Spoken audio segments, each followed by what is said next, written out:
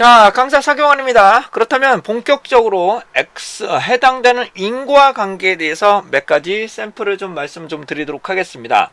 도대체 원인을 뭘로 할 거냐, 결과를 뭘로 할 거냐에 따라서 해당되는 부분이 나오는데, 우선 좀 중요한 부분은 인과관계, 여기서 말하는 인과관계가 매우 중요한 부분이 될 수가 있게 되겠습니다. 자, 그렇다면 저와 함께 데이터를 한번 보시면서 어떤 게 원인이냐, 어떤 게 결과이냐를 한번 살펴봐 드리도록 하겠습니다. 자, 데이터 분석을 위한 몇 가지 샘플을 좀 보여드릴 건데요. 우선 엑셀 강의 한번 보시고요. 구조나 그런 것들은 좀 달라질 수 있어요. 자료 구조 한번 보겠습니다. 여기서 유튜브 실적 한번 볼게요. 제 실적이 될 것 같은데요. 해당되는 이런 내용이 있다고 한번 좀 간단하게 말씀 좀 드릴게요. 자, 다음과 같이 일자, 구독자, 뭐 이런 것들인데, 현재 저의 유튜브 실적에 대해서 한번 간단하게 말씀을 드릴 건데요.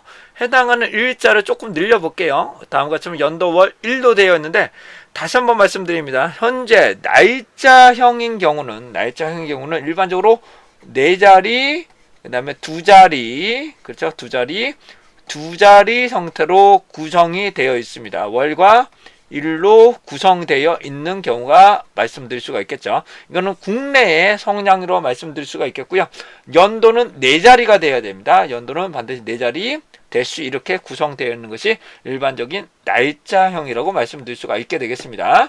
근데 일자형의 쉬운 게 앞에 앞에 제가 데이터 분석을 해보면 인덱스열이 반드시 필요합니다. 여기서 중요한 거는 인덱스열, 순서를 정하는, 다시 여기 말씀드리는 순서를 정할 수 있는 인덱스열 1과 2를 놓고, 이걸 아시잖아요. 드래그 하신 다음에 얘를 더블 클릭을 하시게 되면 끝까지 내려갑니다. 현재 222개의 정보로 나타납니다. 2020년 12월 26일자까지 나오시는데요. 이런 것들을 변수명이라고 하는 것이죠. 변수명.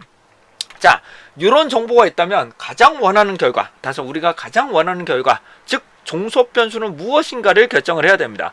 우리가 가장 원하는 결정 변수 x와 y에 대해서 한번 살펴봐 드리도록 하겠습니다. 그런데 우선적으로 여기서 말씀드린 x와 y에서 x라는 것은 원인이 되겠죠. x는 원인, 결과는 우리는 y라고 하는데, 이거 정확한 정답은 없습니다만은, 우선적으로 우리가 가장 원하고자 하는 내용은, 여기서 말씀드린 거는 추정 수익의 가장 해당되는 목표가 되지 않을까 싶습니다. 그래서 이를 Y라고 규명을 하고, 나머지 것들은 우리는 X라고 규명할 수가 있게 되겠죠. 이것을 X와 Y의 관계, 다시 뭐라고요? X와 Y의 관계를 밝히는 것이 됩니다. 그래서 실제로 이 X 중에서 Y에 영향을 미칠 수 있는 변수만 선정을 해서, 특히 유의미한, 여기서 말하는 건 유의미한, 의미가 있는 변수, 즉 유의미한 X만 선택을 해서 Y에 영향을 미칠 수 있는 변수를 통제를 하게 된다면 우리는 Y를 예측할 수 있다는 것이 되겠죠. 그래서 추정 수익에 영향을 미칠 수 있는 변수들만 선정을 해서 그 변수에 우리가 특정한 부분에 좀 특화된 서비스를 하게 된다면 해당되는 Y는 증가될 수 있다고 말씀드릴 수가 있게 되겠습니다. 자, 근데 반드시 추정 수익이 Y가 될 필요는 없어요. 왜냐하면 예를 들어서 우리는 해당되는 구독자를 목표로 하겠다. 우리는 구독자를 목표로 하겠다면 이가 Y가 될 것이고, Y에 영향을 미칠 수 있는 변수는 무엇인가를 선택할 수가, 우리는 찾아야 되는 것이게 돼요. 그래서 이런 자료들이 없다면, 우리는 해당되는 정량적인 분석을 하기가 매우 어렵다는 것입니다. 그래서 이런 측정 도구, 해당되는 측정도를 도대체 어떤 자료를 어디까지 수집할 거냐가 상당히 중요한 내용이 될 수가 있게 되겠습니다. 이것이 데이터 분석, 통계의 문제가 아니라 해당되는 측정도구를 어떤 걸로 수집할 거냐, 이게 더 어렵다는 것을 말씀 좀 드리고자 합니다. 제가 수십 년 했지만 해당되는 결정은 하실 수 있지만 이 해당되는 종속 변수에 영향을 미칠 수 있는 변수를 찾아내기가 정말로 어렵습니다. 그리고 얘를 측정할 수 있는 도구를 어떤 걸로 만들 거냐에 따라서도 큰 결과가 나타날 수 있으므로 해당되는 부분을 측정하고자 하는 이 내용의 측정상의 타동들을 확보하는 것이 더 어렵다는 것을 몇 번이고 강조드리고자 합니다. 자, 그런데 이 추정 수익을 보시게 되면 제가 2020년 5월 19일부터 해당되는 부분에 수익이 발생을 했는데요. 실제적으로 내용을 보시게 되면 1,000원 단위입니다. 이거 좀 독특한 내용이 있지만 보통 1,000원 단위입니다. 1,000원에서 2,000원 부분이 일단 아무리 제가 열심히 동영상을 찍어도 여러분들 해당한 부분에 추정 수익이 발생하지 않고 있으므로 저는 해당되는 유튜브로는 해당되는 이슈를 발행하기가 매우 어렵다는 것을 감안하실 수가 있게 되겠죠. 저 나름대로 통계적인 부분에서도 많이 활동했지만 유튜브로 해당하는 부분은 좀 많이 어렵다는 것을 몇 번이고 느낄 수가 있게 되겠습니다. 자, 그렇다면 이 추정 수익을 기반으로 어떤 변수들이 의미가 있는지 없는지를 찾아내려면 정량적인 자료와 정성적인 자료를 분석을 하실 수가 있게 되는데, 정성은 좀 어려워요. 이런 관계를 밝히기가 좀 어렵고, 정량적인, 그래서 해당되는 정형 데이터와 비정형 데이터를 나중에 말씀드리겠지만, 정형 데이터 중에서도 양적인 자료가 돼야지 해당하는 부분을 살펴보는데 원인과 결과를 밝힐 때 상당히 유리할 것으로 보여집니다. 그게 함수 관계를 밝히는 거니까요. 근데 여기서 말씀드린 거는 1차 관계냐 2차 관계냐 뭐 3차 관계냐인데, 많은 분들이 뭐 설명을 하시는데 좀 공부하셨다는 분들은 나오시지만, 아무리 공부를 하고 해도 우리는 우리의 결과를 타인들에게 설명을 하려면 2차원으로 설명하는 게 좋습니다. 가급적이면 어떻게 한다고요? 2차원으로 설명하는 게 좋습니다. 왜냐하면 왜 3차원이 돼버리면 우리가 설명하기가 정말로 어렵게 돼요. 왜냐하면 이해하는 사람들을 일반적으로 접근하는 사람들을 봐야 되기 때문에. 그 다음에 가급적 직선으로 설명을 해야 됩니다. 곡선이 되는 순간, 곡선이 되는 순간 설명하기가 정말 어렵게 됩니다. 자, 다시 한번 좀 말씀을 좀 드릴게요. 저희 딸내미가 현재 중2가 중2에서 조금 넘어가는 순인데, 자, 2차 방정식과 3차 방정식을 막 나누게 되는데, 야, 정말로 어렵습니다. 정말 어려운데, 2차 방정식 한번 볼까요? 여러분 대학생 일반적으로 볼게요. 요거 한번 풀어볼까요? 요거 한번 풀면 요게 나오죠. 마이너스 2x 플러스 1이 됩니다. 요게 2차 방정식입니다. 근데 요걸 푸는 건 가능해요. 근데 얘를 이렇게 만든다고요? 정말로 힘듭니다. 이거를 이렇게 만든다는 것은 정말로 쉽지 않아요. 특히 얘가 3승근이 되거나 5승근이 되면은 여러분들 풀이하기가 정말로 힘듭니다. 그렇기 때문에 우리는 가급적이면 2차원으로 표현을 하고, 가급적이면 직선으로 설명하는 게 좋습니다. 가급적 어떻게 한다? 우리는 직선으로 설명하는 게 상당히 유리할 것으로 보여집니다. 왜냐하면 우리는 쉽게 만들어야 되거든요. 그리고 쉽게 전달을 해야 하는 게 가장 목적이니까. 아무리 좋은 결과라도 어렵게 표현하면 의미가 없어요. 아무리 제가 말 몇 번 하지만, 아무리 좋은 의견이라도 뭐 해도 뭐 이렇게 표현해도 위에서 가면은 이해를 못해. 이해를 못하면 우리는 해당 부분을 동떨어진 결과가 나오기 때문에 세대 간의 문제도 될 수 있지만 이런 부분이 발생할 수가 있습니다. 그러니까 최대한 쉽게 설명을 해야 됩니다.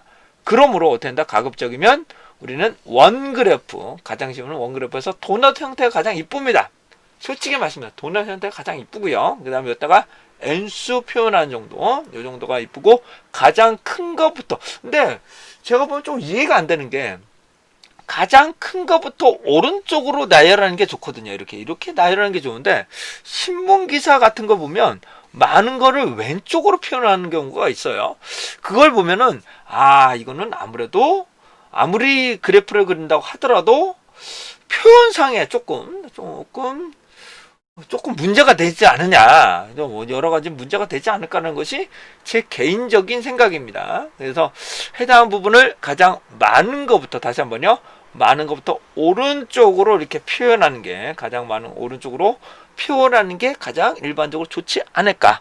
그 다음에 막대 그래프를 그린다면 오른쪽으로부터 왼쪽으로 표현하는 게 가장 좋지 않을까라는 것이 중요합니다. 왜냐하면 우리는 가로쓰기를 하거든요. 일반적으로 가로쓰기를 하고 우리는 시계 방향으로 인식하기 때문입니다. 아무리 좋다해도 우리는 시계 반대 방향으로 해봤자 의미가 없어요. 그렇기 때문에 해당 부분은 이렇게 원 그래프나 그런 것들을 표현한 것이 좋지 않을까라는 것이 제 개인적인 생각입니다. 아무리 좋은 거는 이겨도 표현 방법이 쉬워야 되니까요. 자, 그 다음 여기를 보시게 되면 여기를 y라고 놓고 여기를 y라고 놓게 되고 x에 도대체 영향이 있는 것들을 좀 발견을 해야 되겠죠. 이런 방법을 인과관계라고 하는데 여러 가지 방법이 발생할 수 있습니다. 뭐 상관 분석을 할 수, 근데 기본적으로 상관 분석이 기반이 돼야 됩니다. 기본적으로 상관 분석이 돼야 되고요. 그 다음 회귀 분석을 실시를 해야 됩니다. 근데 일부 엑셀을 설명하는 분들 중에 회귀 분석을 대충 설명하는 분들이 정말 많으시더라고요. 근데 다음 참고 좀 말씀드릴게요.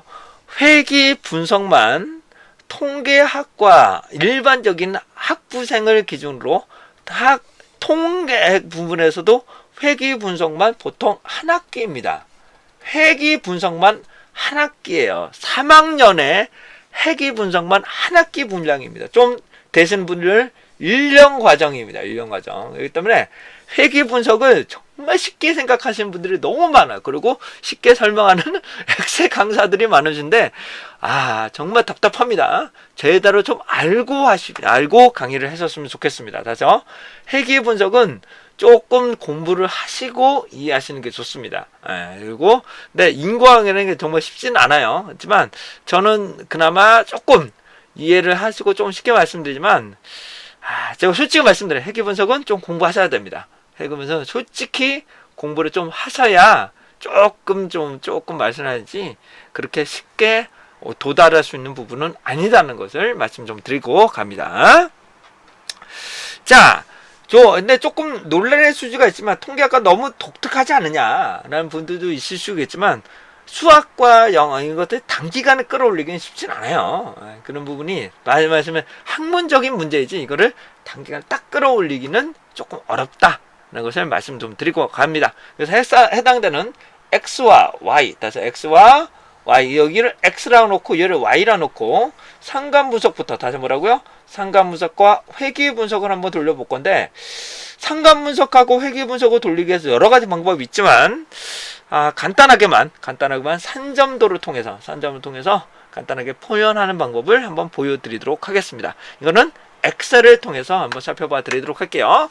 그래서 지금까지 간단한 내용을 좀 말씀을 드렸고요. 다음에는 인과관계를 표현할 수 있는 부분에 대해서 설명 올리도록 하겠습니다. 자, 이렇게 10분으로 자르는 이유가 있어요. 10분처럼 이렇게 자르는 이유는 제가 1년 이상 계속적으로 동일한 좋은 정보를 만들지만 시청 시간이 5분 이하이기 때문에 10분 이하로 콘텐츠를 잘라서 제공해 드리도록 하겠습니다. 자, 이상으로 간단한 내용 말씀드렸고요. 그 다음에 엑셀을 통해서 분석하는 방법 간단하게 설명드리도록 하겠습니다.